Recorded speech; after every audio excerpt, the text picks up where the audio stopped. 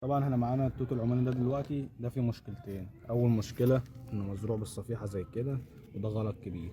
تاني مشكله برضو النموات اللي طالعه من تحت دي. طبعا النموات دي هنقلمها بالمقص، نقصها بالمقص دلوقتي. والصفيحه اللي تحت ديت لازم يتفحر حواليها الجهه دي من الاربع جهات دول، وتمزع الصفيحه دي وتتشال.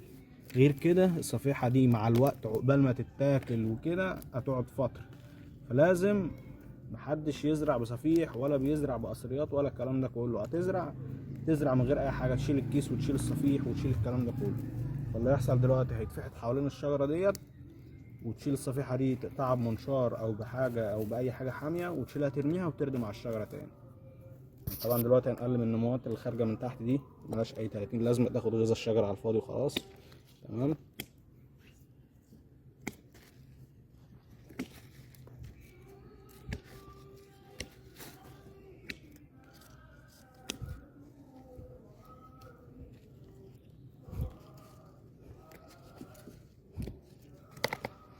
بس كده.